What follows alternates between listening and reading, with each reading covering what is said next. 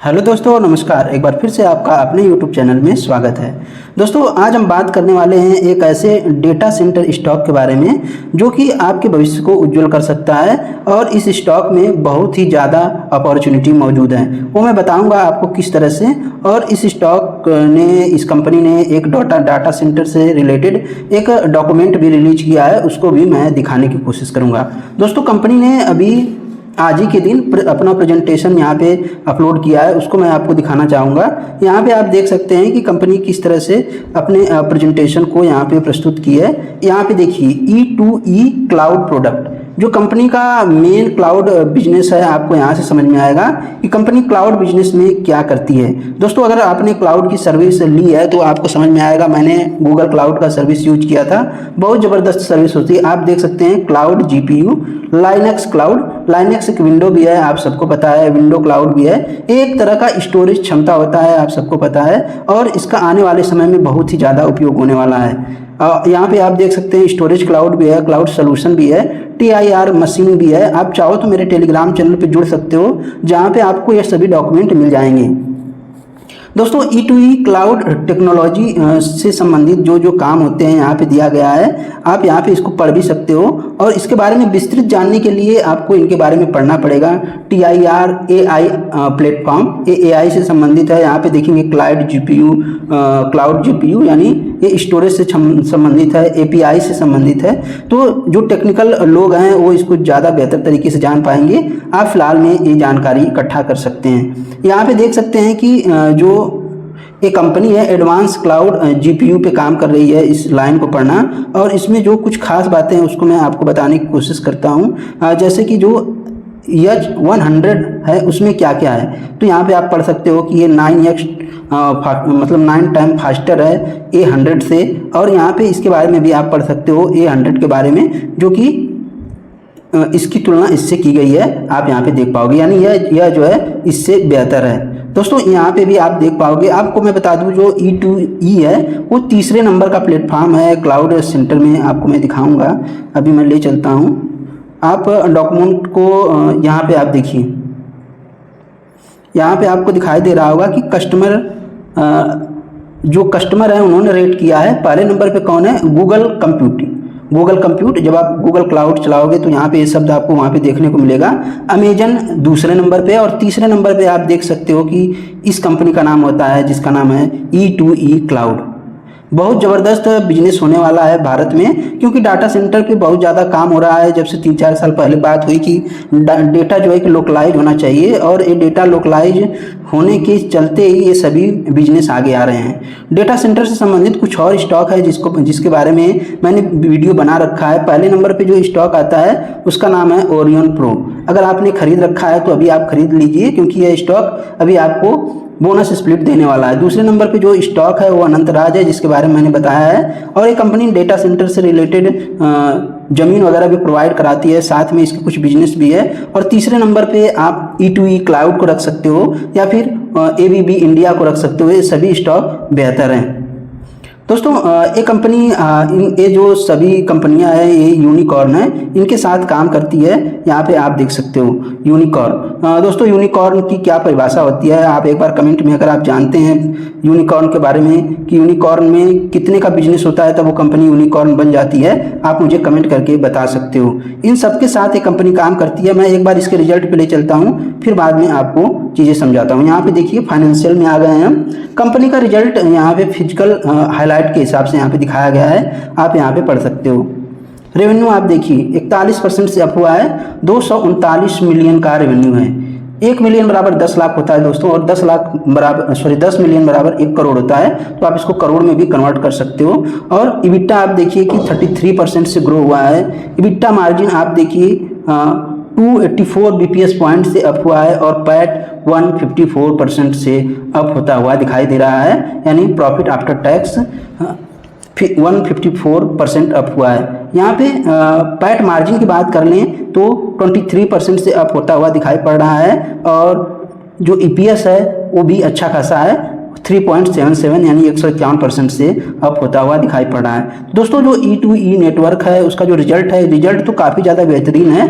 अगर हम इसके की हाईलाइट की बात कर लें, अगर इस तरह चार्ट के माध्यम से अगर आप समझना चाहें तो यहाँ पे भी आपको चीज़ें समझ में आएगी। आप देखिए कि कंपनी का इबिट्टा किस तरह से बढ़ रहा है। ये इबिट्टा जो है कि ये नीले लाइन में दर्शाया गया है और जो सफ़ेद में लिखा गया है ये इबिट्टा मार्जिन है, इस बात को भी आप केयर करना। तो इबिट्टा मार्जिन लगातार इंप्रूव हो रहा है। अगर हम बात करें पैट की तो पैट भी लगातार इंप्रूव होता हुआ दिखाई पड़ रहा है और जो व्हाइट में लिखा हुआ है उससे आप पैट मार्जिन समझना। मार्जिन क्या होता है कि मान लीजिए कि आप 10 रुपये की चाय आप बेच रहे हैं तो उसमें कितने का सामान डाल रहे हैं। मान लीजिए कि आप 5 रुपये का सामान डाल दिए उसमें और 5 रुपये आपको बच गया तो 50% का आपको मार्जिन मिलता है, सीधा वही होता है मार्जिन। दोस्तों अगर हम बात कर ले क्वार्टरली फाइनेंशियल की तो यहाँ पे आप पढ़ सकते हो, जो कि मैं पहले ही दिखा चुका हूँ कि किस तरह से कंपनी का टोटल रेवेन्यू यहाँ पे आप पढ़िए।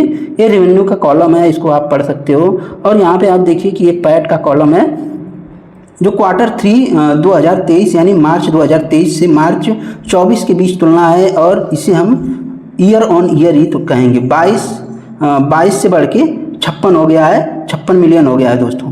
तो ये तो कुल मिला जुलाकर रिजल्ट की रही बात। अब हम चलते हैं इसके मेन मुद्दे पर, कुछ बेसिक चीज़ें जानेंगे।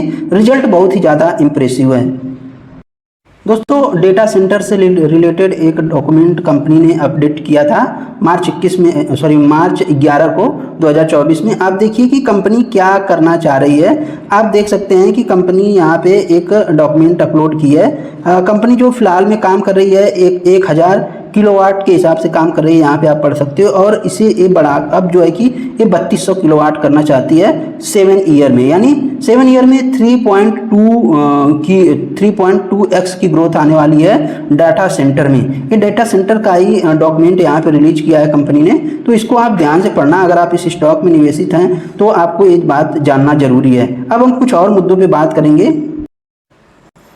यहाँ पे आप देख सकते हैं कि जो कंपनी है अभी फिलहाल में 1400 करोड़ की है, 1480 करोड़ की है, यानी इसमें ग्रोथ अपॉर्चुनिटी बहुत ज़्यादा है। और ये 1480 करोड़ कब 14000 करोड़ की कंपनी बन जाएगी आपको पता भी नहीं चलेगा। यहाँ पे देखिए 1248 का हाई है और 161 का लो है। हालांकि ये अभी भी यहाँ से जो है कि 8 टाइम भाग चुकी है अगर आप देखो तो, लेकिन अभी भी इसके भागने की चांस है। आप देखिए कि 67 का पी है, इंडस्ट्री का पी 36 का है।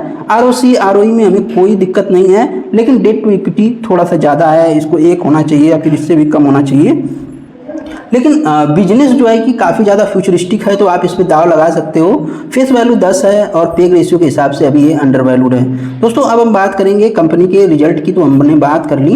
अगर हम पीयर में देखें तो पीयर में ओरेकल, फिनसर्व आता है, टाटा टेक आता है, KPI टेक आता है। लेकिन डेटा सेंटर के हिसाब से ये स्टॉक दूसरे स्टॉक से इसकी तुलना की जाएगी।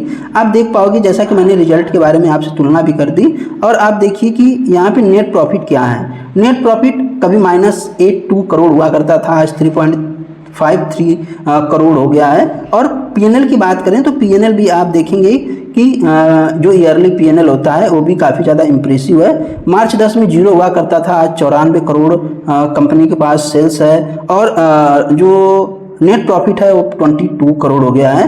यानी 10 साल में कंपनी ने 10 साल नहीं, यूँ कहें कि 14 साल में कंपनी ने 22 करोड़ 0 से 22 करोड़ पहुंचा दिया है। अब जो मेन जर्नी इसकी शुरुआत होती है वो होती है मार्च 21 से। आप देखेंगे -1 करोड़ से 22 करोड़ हो गया है। दोस्तों यहाँ पे आप देखेंगे कि कंपनी ने अब तक जो है कि रिटर्न भी अच्छा बना के दिया है 89% CAGR के हिसाब से।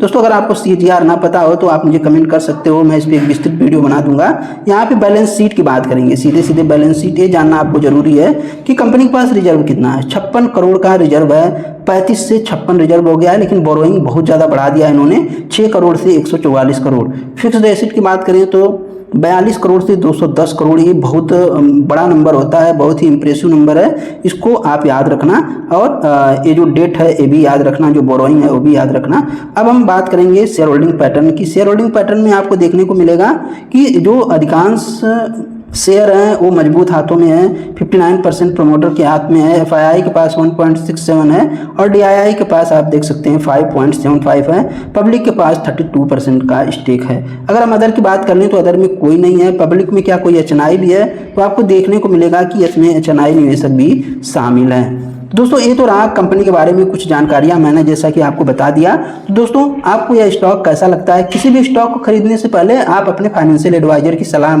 जरूर लें। मैं आपको सिर्फ और सिर्फ जानकारी प्रदान कर सकता हूं और खरीदने का निर्णय आपका होगा, आपके फाइनेंशियल एडवाइजर का होगा। मैं सिर्फ आपको जानकारी देता हूं। तो दोस्तों ये रहा वीडियो। उम्मीद है वीडियो पसंद आई होगी। धन्यवाद।